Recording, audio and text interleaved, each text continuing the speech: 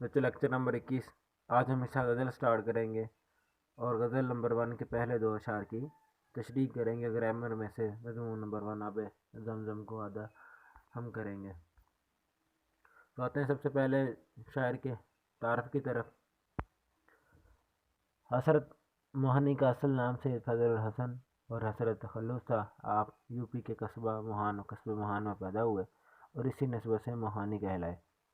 MAO college علی گڑھ سے BA کیا۔ کچھ عرصہ ادبی رسالہ اردو مولا نکالتے رہے، پھر ان کی باغیانہ تحریروں کی وجہ سے انگریز حکومت نے یہ رسالہ بند کر دیا۔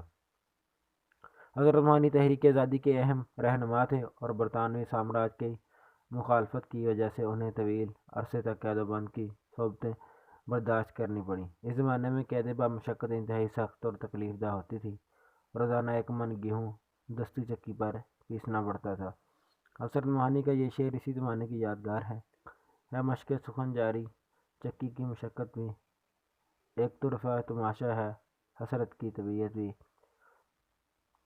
1946 میں مسلم لیگ کے ٹکٹ پر مجلس قانون ساز کے رکن منتخب ہوئے۔ قیام پاکستان کے بعد بھی وہ بھارت میں ہی مقیم رہے اور بھارتی پارلیمنٹ میں ہمیشہ کلمہ حق بلند کرتے رہے۔ حسرت موہانی بنیادی طور پر غزل کے شاعر ہیں۔ عشق و عاشقی کے جذبات ان کی غزل میں بہت نمایاں ہے اور ان کا بنیادی عنصر تو غزل ہے، اس لیے انہیں رئیس المتغزلین کا لقب دیا گیا۔ حضرت اعلیٰ پر کے غزل گو ہونے کے ساتھ ساتھ انتقاد ادبیات میں بھی دسترس رکھتے تھے۔ زبان و بیان کی باریکیوں سے بخوبی واقف تھے۔ انہوں نے دیوان غالب کی شرح بھی لکھی۔ ان کی تصانیف میں نکات سخن، انتخاب سخن، مشاہدات زندہ، کلیات حسرت موہانی اور انتخاب اردو مولا شامل ہیں۔ تو اب آتے ہیں غزل کے پہلے شعر کی طرف۔ مصیبت بھی رات فضا ہو گئی ہے، تیری آرزو رہنما ہو گئی ہے۔ سب سے پہلے مشکل الفاظ کے معنی کی طرف آتے ہیں۔ مصیبت یعنی مشکل، دکھ، تکلیف۔ آرزو دل میں پیدا ہونے والی تمنا، خواہش۔ راحت فضا ہو گئی ہے، خوشی کو بڑھانے والی ہو گئی ہے۔ رہنما یعنی رہبر، قائد، چلانے والا۔ مفہوم دیکھیں تو شاید عاشق و محبوب کی طرف سے ملنے والی ہر تکلیف خوشی کو بڑھانے کا سبب بن گئی ہے۔ دل میں محبوب کی چاہت کا پیدا ہونا ہر عاشق کے لیے رہنمائی ثابت ہوتا ہے۔ اب آتے ہیں تشریح کی طرف۔ رئیس المتغزلین کے لقب کے حامل شاعر جنہیں زمانہ حسرت موہانی کے نام سے جانتا ہے، وہ تشریح طلب شعر کے پہلے مصرعے میں محبوب کی طرف سے ملنے والی ہر مشکل اور تکلیف کو اپنے لیے باعث راحت گردانتے ہوئے خوشی کا اظہار کرتے ہیں۔ حسرت موہانی اپنے محبوب سے مخاطب ہیں کہ اے محبوب، جب سے تمہارا اور میرا تعلق شروع ہوا ہے، مصائب کا ایک نہ ختم ہونے والا سلسلہ شروع ہو گیا ہے، لیکن یہ مصائب میرے لیے ہمت شکنی کی بجائے خوشی کا باعث ہو رہے ہیں، کیونکہ میرا ہر دکھ راحت فضا ہو گیا ہے۔ بقول شاعر، طبیعت ہی درد آشنا ہو گئی، دوا کا نہ کرنا دوا ہو گیا۔ دوسرے مصرعے میں شاعر محبوب کے عشق کو اپنے لیے رہبر، قائد اور رہنما قرار دے کر خراج تحسین پیش کرتے ہیں کہ جب سے دل میں محبوب کی چاہت پیدا ہو گئی ہے، وہ چاہت زندگی کے معاملات میں رہنمائی کا کردار ادا کر رہی ہے۔ زندگی کے نشیب افراد کو حسن قبولیت مل گئی ہے، محبوب کی چاہت راحت میں بدل چکی ہے، محبوب کی ہر ادا کو ادا کرنے کا جذبہ پروان چڑھتا جا رہا ہے۔ اس لیے شاعر کے لیے محبوب کی محبت، آرزو، خواہش اور تمنا ایک رہنما کے طور پر چل رہی ہے۔ بقول شاعر، سارے عشاق کے لیے انجم، رہب و رہنما تیری خواہش۔ اب آتے ہیں شعر نمبر 2 کی طرف۔ یہ وہ راستہ ہے دیار وفا کا، جہاں باد سرسر صبا ہو گئی ہے۔ سب سے پہلے مشکل الفاظ کی طرف۔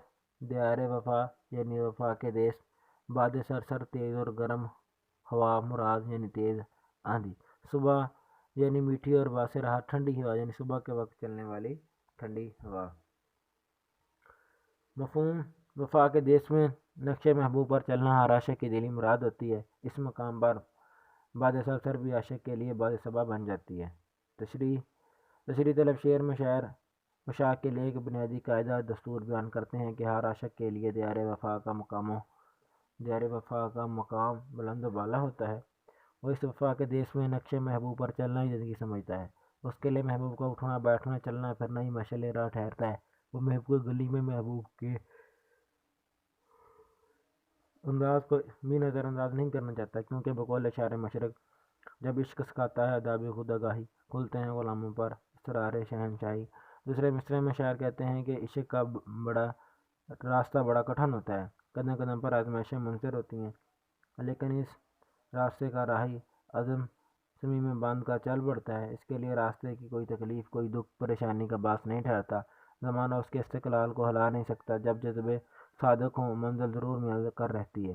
اس لیے شاعر کہتے ہیں کہ میرے لیے تو کوچہ محبوب کی بادیں سر صبا ہو گئی ہے، زمانے کا ہر تھپیڑا عاشق کے گال کو مزید حسن امیز کر جاتا ہے۔ بقول غالب وہ مزہ دیا تڑپنے کے، یہ آرزو ہے یارب، میرے دونوں پہلوؤں میں دل بے قرار ہوتا ہے۔ اب آتے ہیں حصہ گرامر کے ذریعے، تو آج ہم مضمون سٹارٹ کریں گے۔ تو سب سے پہلے مضمون کے بارے میں چند باتیں پڑھ لیں کہ مضمون کیا ہوتا ہے، اس کی ڈیفینیشن کیا ہے، اور لکھنے کے لیے ہمیں کیا کیا چیزیں ضروری ہیں اور کیسے لکھنا ہے۔ سب سے پہلے تعریف۔ عربی مضمون عربی زبان کا لفظ ہے جس کے معنی بیان، مطلب، مفہوم، کسی موضوع پر تحریر، انشاء، زمن میں لیا ہوا وغیرہ۔ یعنی میرے خیال میں اپنے جذبات، خیالات، تاثرات کو کسی بھی پیراگراف کی شکل میں لکھنا مضمون کہلاتا ہے۔ کسی موضوع پر مدلل اور ادبی انداز میں اظہار خیال کو اردو میں مضمون، جبکہ انگریزی میں ایسے کہتے ہیں۔ مضمون نویسی کے لیے موضوع کی کوئی قید نہیں، اس کے لیے اس کے موضوعات ان گنت ہیں۔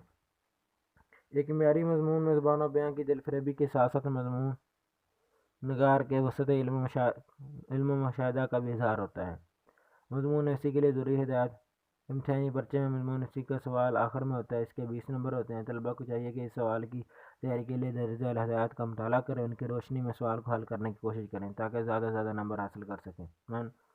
پرچے میں دیے عنوان میں سے اس عنوان کو منتخب کریں جو آپ کے ذوق طبقہ، نظریات یا مزاج سے زیادہ مناسبت رکھتا ہو اور اس موضوع کے متعلق آپ کے پاس معلومات بھی ہوں۔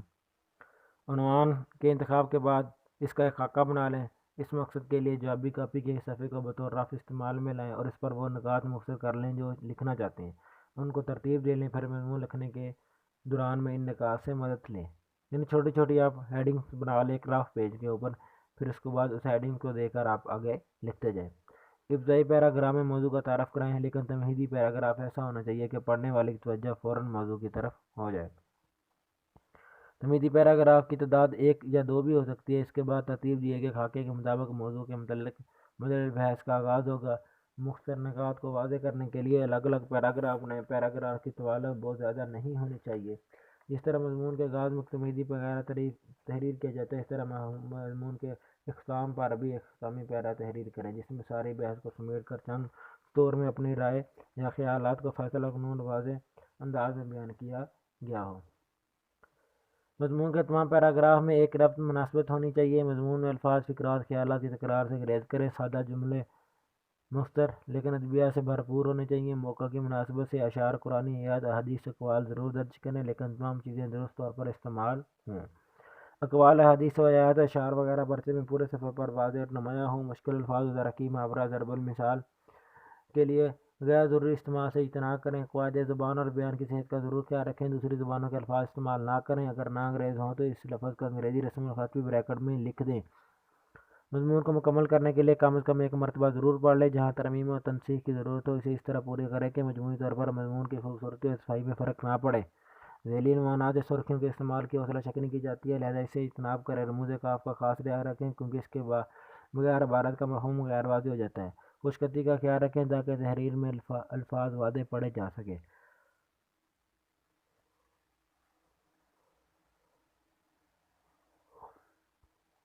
مضمون نویسی کی صلاحیت کو بڑھانے اور امتحان میں اچھے نمبرات کے حصول کے لیے دیے گئے مضامین کا بطور مطالعہ کریں۔ تو آتے ہیں ہم سب سے پہلے اپنے پہلے مضمون کی طرف۔ آب زمزم ریڈنگ کرتے ہیں اس کی۔ آب زمزم دنیا کا بہترین پانی ہے جو بھوک اور پیاس میں شکستہ مفید ہے اور ہمیشہ محترم مقدس سمجھا جاتا ہے۔ دنیا بھر کے مسلمانوں کو آب زمزم سے ایک گہری محبت و عقیدت ہے۔ آب زمزم محض عام پانیوں جیسا پانی نہیں ہے بلکہ اللہ تعالیٰ کی طرف سے خاص طور پر عطا کردہ آب شفا ہے جو در حقیقت مسلمانوں پر اللہ تعالیٰ کی بہت بڑی عنایت و رحمت ہے۔ آب زمزم کی فضیلت کا اس سے بڑا ثبوت اور کیا ہوگا۔ خود آقا دو جہاں فخر رسول نبی کریم صلی اللہ علیہ وسلم نے بڑے شوق سے نوش فرمایا اور مسلمانوں کو آب زمزم پینے کی ترغیب دی۔ آب زمزم میں اللہ تعالیٰ نے روحانی جسمانی بیماریوں سے نجات کے لیے شفا رکھی ہے اور اسے پینا ثواب بھی ہے اور سنت بھی۔ اس وجہ سے حجاج کرام ہر سال حج کے موقع پر آب زمزم اپنے گھروں کو لے جاتے ہیں، جو بھی ملنے آتا ہے اسے مترب پانی پلاتے ہیں۔ آب زمزم اپنے انداز ایک خاص تاثیر رکھتا ہے۔ اگر اسے پانی میں ملا دیا جائے تو آب زمزم کے اثرات غالب آ جاتے ہیں۔ عام پانی بھی عام پانی نہیں رہتا بلکہ وہ بھی خاص ہو جاتا ہے۔ آب زمزم سے زیادہ پاکیزہ، صاف و شفاف، صحت بخشیہ پانی کم از کم دنیا میں موجود نہیں۔ آج بھی دور میں تحقیق سے یہ بات ثابت ہو چکی ہے کہ آب زمزم پینے سے سرطان، ذیابیطس، بلڈ پریشر، تعبیت، بد ہضمی اور دیگر کئی قسم کے امراض سے چھٹکارا نصیب ہوتا ہے۔ جو مسلمان حج و عمرہ کرنے جاتے ہیں واپسی پر اپنے عزت و کرب کے لیے حجاز مقدس کا یہ انمول تحفہ ضرور لاتے ہیں، اور یوں کروڑوں مسلمان بالواسطہ یا بلا واسطہ آب زمزم سے مستفید ہوتے ہیں۔ آب زمزم کا تاریخی پس منظر کچھ یوں ہے کہ آج سے ہزاروں سال پہلے حضرت ابراہیم علیہ السلام، جو کہ اللہ تعالیٰ کے خاص و برگزیدہ پیغمبر ہیں، ان پر اللہ تعالیٰ کی طرف سے کئی آزمائشیں آئیں، جن میں آقا امتحان حضرت اسماعیل علیہ السلام کی بچپن میں قربانی کا امتحان، بیوی بچوں کو جنگل میں بے یار و مددگار اکیلا چھوڑنے کا امتحان بھی شامل ہے۔ حضرت ابراہیم علیہ السلام پر جو آزمائشیں ہیں وہ کسی عام آدمی کے بس کی بات نہیں، لیکن حضرت ابراہیم علیہ السلام، جو کہ اللہ تعالیٰ کے اول العزم پیغمبر تھے، نے ہر امتحان میں 100% کامیابی حاصل کی، جس کی وجہ سے آپ علیہ السلام کو خلیل اللہ یعنی اللہ تعالیٰ کا دوست کا لقب ملا۔ آج بھی ہو جو ابراہیم سا امام پیدا، آگ کر سکتی ہے انداز گلستاں پیدا۔ سید ابراہیم خلیل اللہ کو اللہ تعالیٰ کی طرف سے حکم ملا کہ اپنے بیوی بچوں کو صحرا و بیاباں میں چھوڑیں۔ آپ علیہ السلام نے اللہ کی رضا کی خاطر اپنی بیوی اور معصوم کمسم بچے کو ساتھ لیا اور چل پڑے۔ چلتے چلتے ایک بیاباں ویران جگہ پر پہنچے۔ پیغمبر اپنا بیٹا اور بیوی ہم انا لے کر چلا سوئے عرب، پیری میں بخت جوان لے کر۔ خدا کا قافلہ جو مشتمل تھا 3 جہانوں پر، معزز جن کو ہونا تھا زمین و آسمانوں پر، اپنی بیوی اور بچوں کو وہاں اکیلا صرف اللہ تعالیٰ کی ذات کے سہارے چھوڑا اور واپس چلے آئے۔ انبیاء علیہ السلام کو ہر عمل اللہ تعالیٰ کی رضا اور اس کے حکم کے مطابق ہوتا ہے۔ چنانچہ حضرت ابراہیم علیہ السلام کی بیوی نے جب پوچھا کہ ہمیں یہاں اکیلا چھوڑ کر کیوں جا رہے ہیں، تو آپ علیہ السلام نے انگلی سے آسمان کی طرف اشارہ کیا کہ اللہ تعالیٰ کا حکم ہے۔ حضرت ابراہیم علیہ السلام کو کامل یقین تھا کہ رب کائنات سے ویرانے میں ان کی بیوی بچوں کی حفاظت کرے گا اور کوئی راستہ نکالے گا۔ حضرت ابراہیم علیہ السلام کی بیوی حضرت ہاجرہ اپنے معصوم بیٹے حضرت اسماعیل علیہ السلام کو لے کر ایک جگہ بیٹھ گئیں، اور جب سورج بلند ہوا اور گرمی بڑھی تو پیاس سے ستانا شروع کر دیا۔ پانی کا نام و نشان بھی نہیں تھا۔ حضرت ابراہیم علیہ السلام کو بہت شدت سے پیاس محسوس ہوئی، لیکن دور دور تک کوئی پانی آبادی کا کوئی چشمہ وغیرہ نہیں تھا۔ پیاس رکھنے والا بچے کو دیکھ کر اماں ہاجرہ تڑپ اٹھی اور بے چین و بے قرار ہو کر دعائیں مانگنے لگی۔ جب بچے کی زیادہ حالت نازک ہو گئی تو اماں ہاجرہ مصر ہو کر بچے کو زمین پر لٹایا اور ایک پہاڑی پر چڑھی۔ اس پہاڑی کا نام مردہ تھا۔ وہاں پر پانی نہ ملا تو بے اختیار دوسری پہاڑی جس کا نام صفا تھا اس پر گئیں۔ اس قراری کے عالم میں کبھی صفا تو کبھی مروہ پہاڑی پر چکر لگا رہی تھیں، لیکن اس دوران یہ خدشہ بھی تھا کہ کوئی درندہ، جنگلی جانور وغیرہ آ کر بچے کو نقصان نہ پہنچا دے۔ اس وجہ سے بھاگ کر بچے کی طرف آتی، پھر پہاڑ پر پانی کی تلاش میں چلی جاتی ہیں۔ آخر کار جب 6 چکر مکمل ہو گئے تو اللہ تعالیٰ کی رحمت کو جوش ہے۔ حضرت ہاجرہ علیہ السلام 7واں چکر مکمل کر کے واپس آئیں تو ایک خوشگوار حیران کن منظر دیکھا۔ بچے نے پیاس سے جسم میں جہاں ایڑیاں رگڑی تھیں وہاں سے پانی ابل رہا ہے۔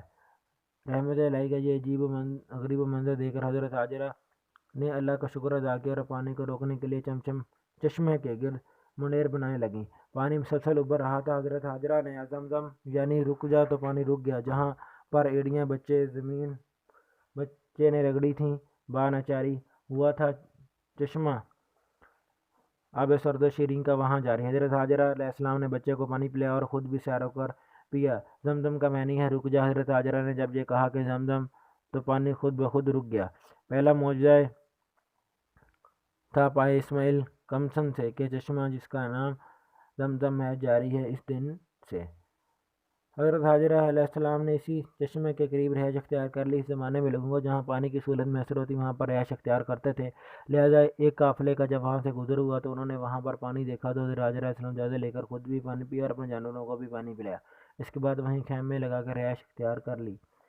یہ وہ عورت ہے قرباں عورتیں جس کی شرافت پر یہ ایسی ماں ہے مائے رخش کھائیں جس کی قسمت پر یہ ام المسلمین ہے اور شہزادی ہے صحرا کی، اس کے نازنین قدموں سے آبادی ہے صحرا کی۔